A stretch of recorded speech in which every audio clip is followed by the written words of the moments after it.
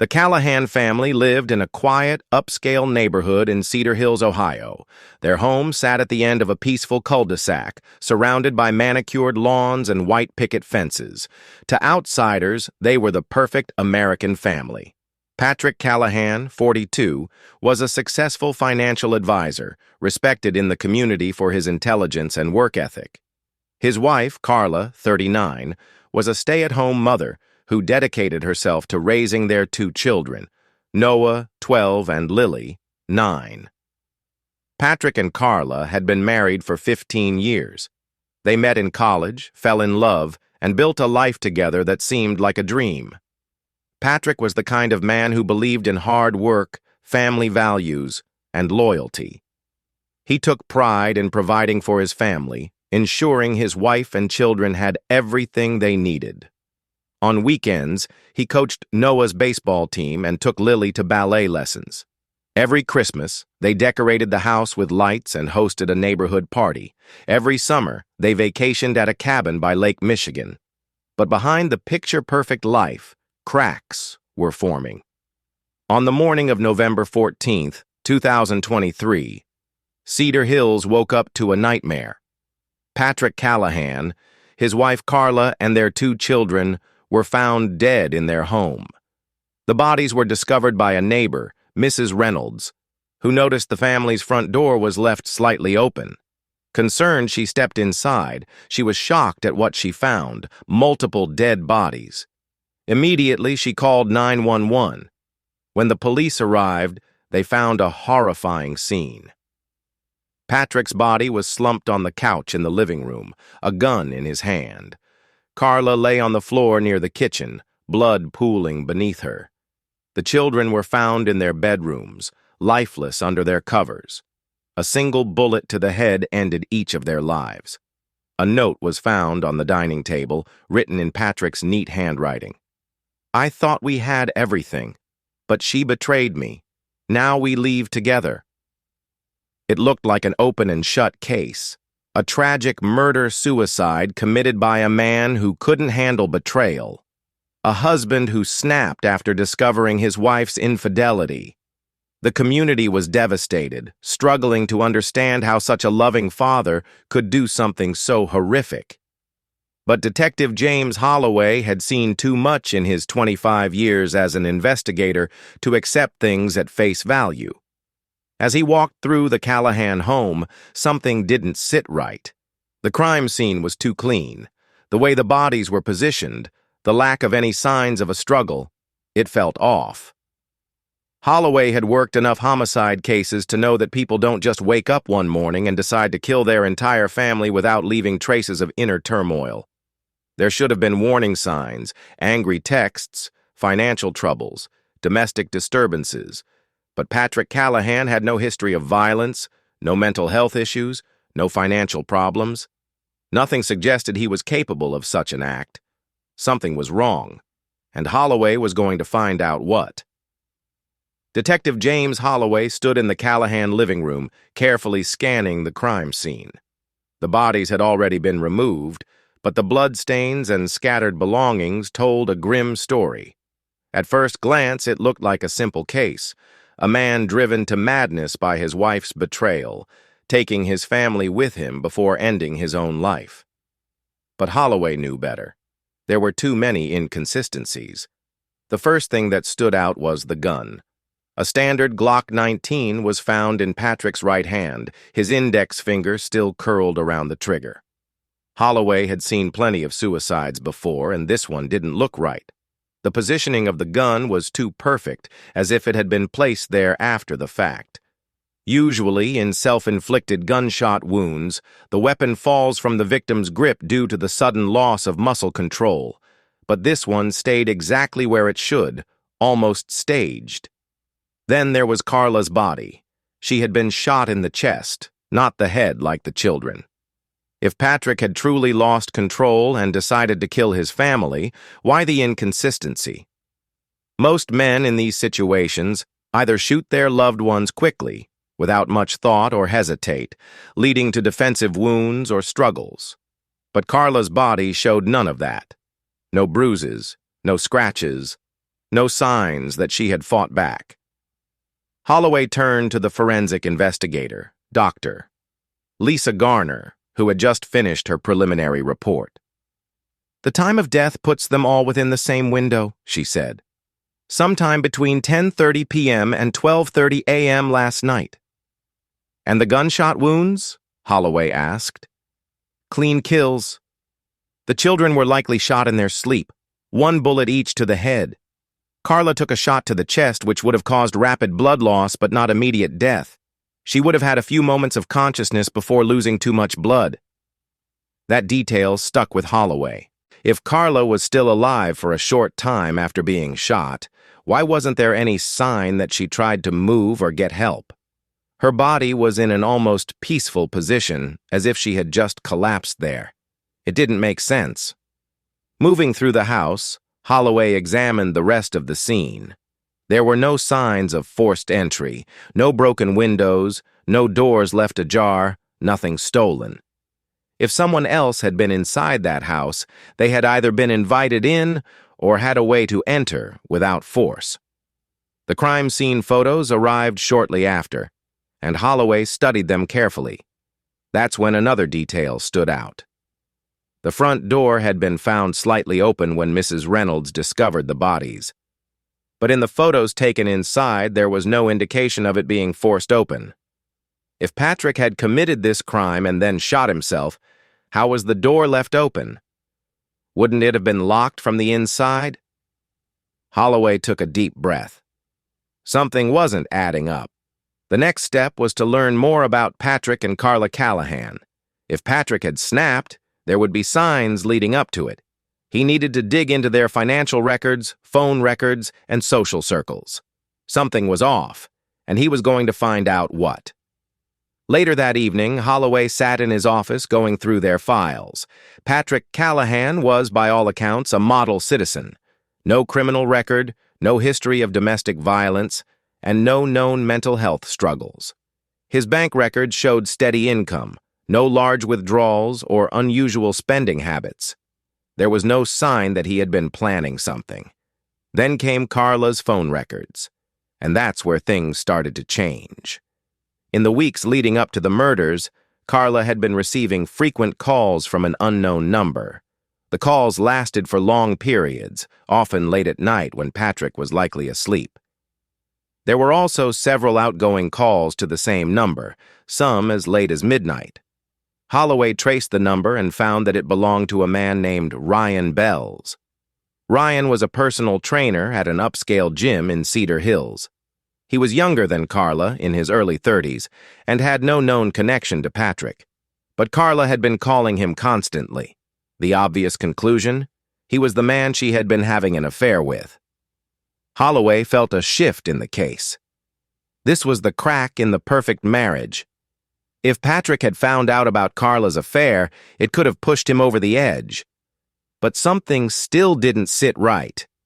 Most murder-suicides come with signs: financial trouble, violent arguments, or psychological breakdowns.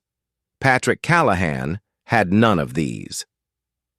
Detective James Holloway arrived at Iron Fit Gym, a high-end fitness center in Cedar Hills. It was early morning, and the place was already buzzing with members working out. Holloway spotted Ryan near the weightlifting section, spotting a client on the bench press. He was exactly what Holloway expected: tall, muscular, confident, the kind of man people noticed, the kind of man someone like Carla Callahan could fall for. Holloway waited until Ryan was done with his client before approaching. When Ryan saw the badge, his cocky expression faded. "I'm Detective Holloway, Cedar Hills PD," Holloway said. "I need to ask you a few questions about Carla Callahan." Ryan shifted uncomfortably. "Yeah, I heard what happened. Tragic, man. Real tragic." Holloway studied his face. "You knew her well, didn't you?" Ryan hesitated. "She was a client. I trained her for about 6 months. And the late-night calls?" Ryan's jaw tightened. "Look, I don't know what you're thinking, but it wasn't what it looked like." "Then what was it?" Ryan sighed and wiped his forehead with a towel. "Yeah, We were seeing each other. Carla wasn't happy in her marriage, and she needed someone to talk to. It just happened. Did Patrick find out? Ryan exhaled slowly. She told me he was starting to get suspicious. He wasn't dumb. He noticed she was distracted, coming home late. I told her to be careful, but she said she could handle it. Holloway nodded. Where were you the night of the murders? Ryan's face hardened. At home, alone. No one can confirm that? Ryan clenched his jaw. No. It wasn't the answer Holloway wanted, but it wasn't enough to arrest him either. Ryan had a clear motive. If Patrick had confronted Carla about the affair, things could have gotten ugly. Maybe Ryan had decided to get rid of the problem before it got out of hand. But without evidence, it was just a theory. Holloway left the gym and drove to the Cedar Hills Police Department, where the forensic report was waiting. Dr. Lisa Garner handed him the updated findings, her expression serious. There's something you need to see, she said, flipping through her notes. Ballistics came back on the Glock 19. It's registered to Patrick Callahan. No surprise there. But here's the interesting part. She pointed to the toxicology report. We ran a test on Patrick's body. He had a high dose of zolpidem in his system. Holloway's eyes narrowed. Sleeping pills? Lisa nodded. Enough to knock him out cold. A chill ran down Holloway's spine. If Patrick had been drugged, how could he have committed the murders? He flipped through the report again, his mind racing. The gun had been found in Patrick's hand. The suicide note was written in his handwriting. But if he had been unconscious, or already dead, when the murders happened, someone else must have staged it. Someone had killed the Callahan family and framed Patrick for it. Holloway stood up abruptly. I need to get back to the crime scene. Back at the Callahan house, the crime scene tape fluttered in the wind as Holloway stepped inside. He retraced his steps, going over everything again. He checked the medicine cabinet in the master bathroom. A bottle of zolpidem was inside, prescribed to Carla. He looked at the bed, neatly made. If Patrick had taken enough sleeping pills to be unconscious, why was there no sign of struggle? If someone had forced the pills into him, there would have been evidence. Spilled water, a broken glass, something. Holloway hurried back to the forensic lab and asked for a stomach content analysis on Patrick. Hours later, the report came back. Patrick hadn't just been drugged. He had been poisoned. A lethal dose of ethylene glycol, antifreeze, was found in his system. The sleeping pills had only been a cover. Someone had given him antifreeze, a slow-acting poison that caused kidney failure before unconsciousness. By the time the murders happened, Patrick had already been dying. This wasn't a crime of passion. This was premeditated murder, and someone had gone to great lengths to make sure Patrick took the blame. Holloway took a deep breath, gripping the report tightly. The case was no longer about a man killing his family. It was about finding the real killer. Detective James Holloway sat at his desk, staring at the toxicology report. The evidence was clear. Patrick Callahan had been poisoned with antifreeze before the shootings took place. The sleeping pills were just a cover to make it look like he had killed his family in a fit of rage. But if Patrick wasn't the murderer, then who was? Holloway knew he had to dig deeper into Carla Callahan's life. If someone had wanted to frame Patrick, it was likely someone close to them, someone who knew his habits, someone who knew exactly how to make it look like a tragic murder-suicide. Holloway requested Carla's financial records and found something interesting. 2 weeks before the murders, she had withdrawn $9,500 in cash from her personal savings account. It was an unusual amount. Too high for normal expenses, but too low to be an accident. What was she planning to do with that money? Holloway decided to visit Carla's best friend, Megan Noble, a woman who had known Carla since college. She was a teacher at a local elementary school. And when Holloway arrived at her house, she looked genuinely shaken by Carla's death.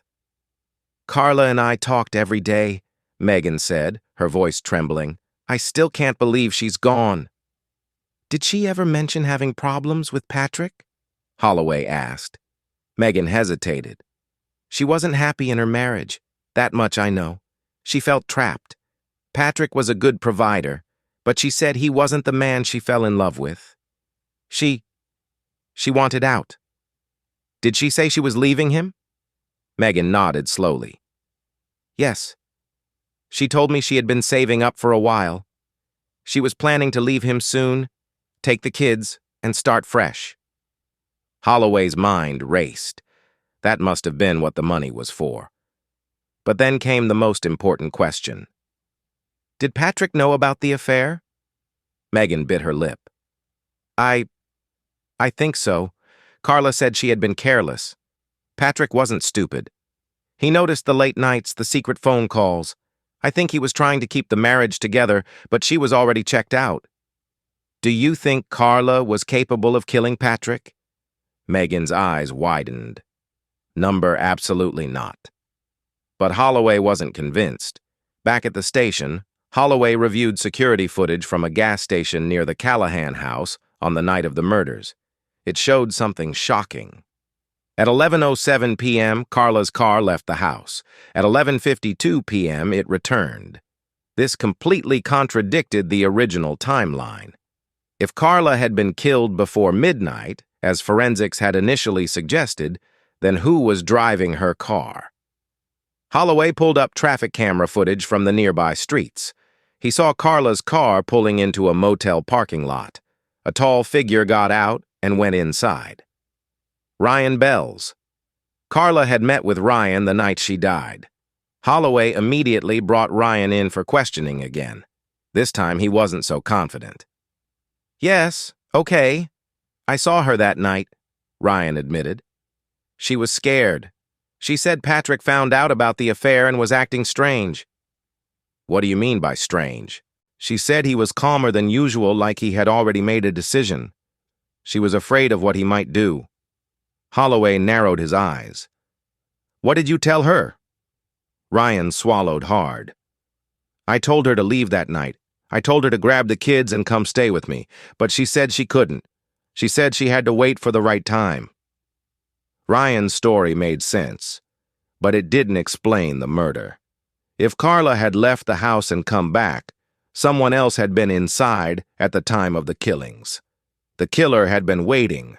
Holloway went back through every piece of evidence, the toxicology reports, the gunshot wounds, the missing money, the staged crime scene. Then it hit him.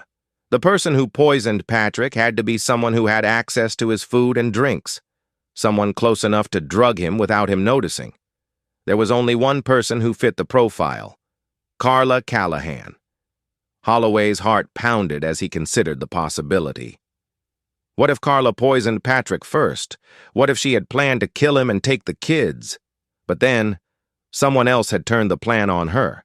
Someone who had waited until Patrick was unconscious, then used his gun to kill Carla and the children, staging it to look like a murder-suicide. Detective James Holloway stared at Megan Noble's name in his notebook. The evidence had slowly built up, but now it all pointed to her. Why would Megan kill Carla and her family? Holloway needed to establish a motive. He dug into Megan's phone records, financial transactions, and online activities.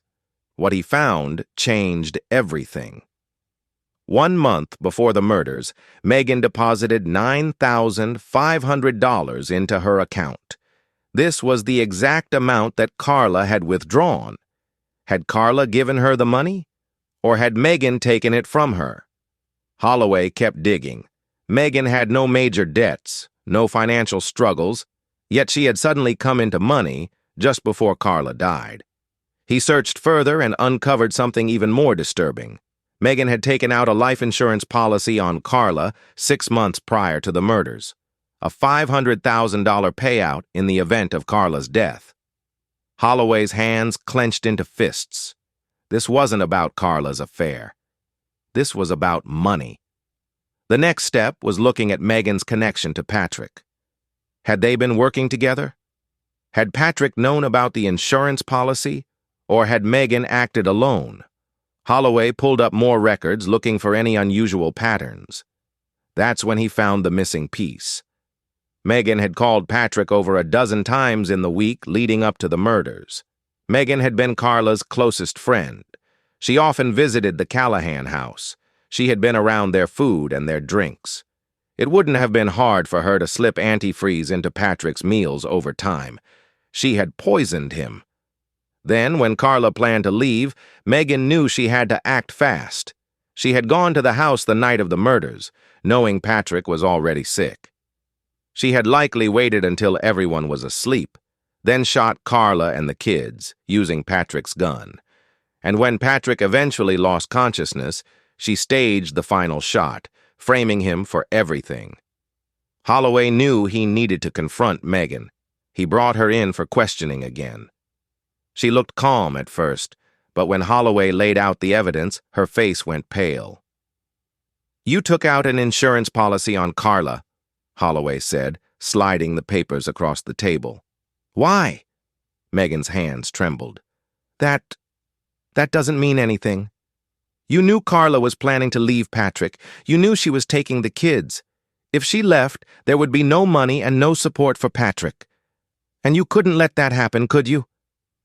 Megan's lips parted, but no words came out. "You poisoned Patrick. You made sure he was weak, unable to defend himself, and then you killed Carla and the children. You made it look like a murder-suicide." Tears welled in her eyes. "You don't understand." "Then help me understand," Holloway said, leaning forward. Megan broke down. She had been in love with Patrick. For years, she had watched him struggle in his marriage. She had convinced herself that once Carla was gone, Patrick would finally see her. But Carla had planned to leave first, ruining everything.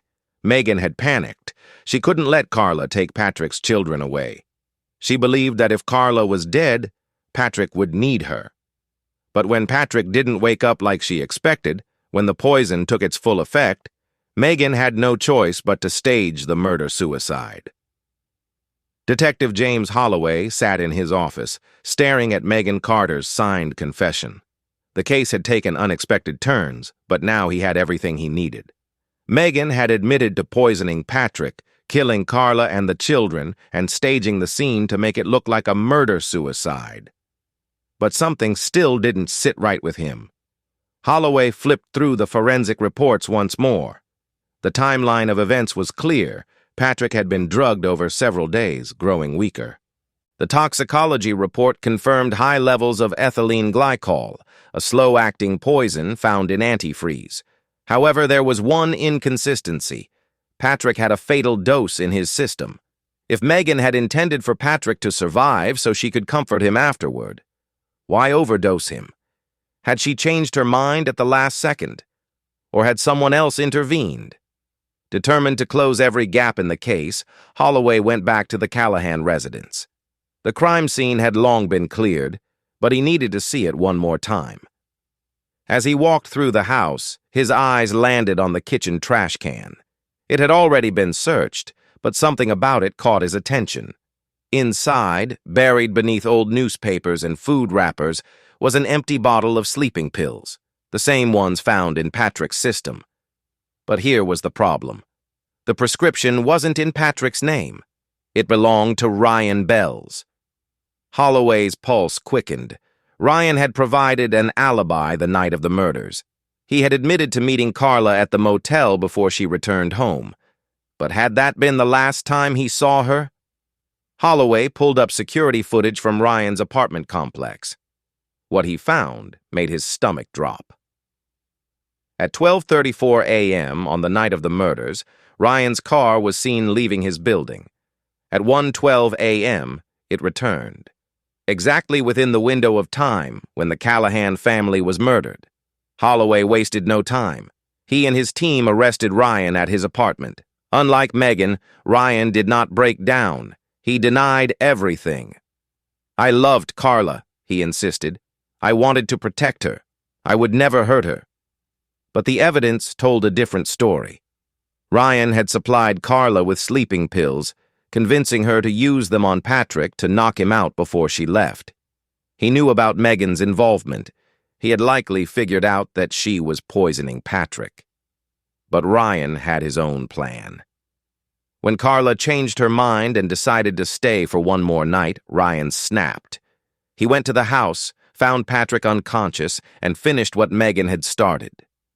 Ryan had pulled the trigger. He hadn't just killed Carla, he had shot the children as well, making sure there were no loose ends. Then, to keep the blame on Patrick, he staged the crime scene and placed the gun in Patrick's hand. Megan had been guilty of poisoning Patrick and conspiring to kill Carla. But Ryan had committed the murders. When confronted with the evidence, Ryan's confident demeanor shattered. His face went pale, and his breathing became shallow. "What did you think would happen?" Holloway asked him. "That you and Carla would run away together after her husband died?" Ryan shook his head. "She was leaving me too," he muttered. "She said she needed time to think. I couldn't let her go." His love had turned into an obsession, and that obsession had destroyed an entire family. With Ryan's confession, the case was finally solved. Megan was charged with attempted murder for poisoning Patrick, along with conspiracy to commit murder. Ryan Carter was charged with 4 counts of first-degree murder. It had taken weeks of digging, but Holloway had unraveled the truth. What had seemed like an open-and-shut case of murder-suicide had turned out to be a twisted plot of betrayal, greed, and obsession. As he closed the file, Holloway took one last look at the Callahan family's photo, the smiling faces of Patrick, Carla, and their 2 children. Detective James Holloway sat in the courtroom as the judge read the verdicts. The air was tense, the silence almost suffocating. Megan and Ryan sat at the defense table, their faces pale, their eyes fixed on the ground. Ryan had been convicted of 4 counts of first-degree murder. His expression remained blank as the reality of a life sentence without parole sank in. Megan, convicted of attempted murder and conspiracy, received 25 years behind bars. She wept silently, but Holloway felt no sympathy. The Callahan family had been destroyed because of their selfishness. At last, justice had been served. As the courtroom emptied, Holloway stepped outside into the crisp autumn air. The case had taken its toll on him. What had first seemed like a tragic murder-suicide had turned into a carefully orchestrated crime, one where love, greed, and betrayal had converged into something horrifying. Ryan had never truly loved Carla. He had wanted to own her. When she tried to leave, he couldn't handle it. And so, instead of letting her go, he ended her life, along with the innocent children who had simply been in the way. Megan had been no better. She had loved Patrick, but her love was twisted. Instead of helping him, she poisoned him, hoping to make him dependent on her. But her plan had gone horribly wrong, and instead of ending up with Patrick, she ended up in prison. They had both lost, but the biggest loss had been suffered by the victims. Patrick Callahan had been framed for a crime he didn't commit. His name would always be tied to that horrific night, even though he had died a victim himself. Carla Callahan had made poor choices, but she hadn't deserved to die. She had wanted to escape, to start fresh. But her past caught up with her in the most brutal way possible. And the children. Holloway exhaled deeply. They had never stood a chance. The Callahan house was sold to a new family, one that knew nothing of the horrors that had taken place inside. The bloodstains had been scrubbed away, the walls repainted, but the ghosts of that night would never truly disappear. Holloway returned to his normal cases, but this one stayed with him. It reminded him that people were capable of terrible things, even those who claimed to love each other. As he drove home that evening, he thought about the Callahan family one last time. Their story had ended in tragedy, but at least now the truth was known. And sometimes, that was the only justice the dead could receive. Thank you for listening to True Crime Pulse. Share your thoughts on the story, like and subscribe to the channel. Until the next episode when we bring you more crime stories, stay vigilant.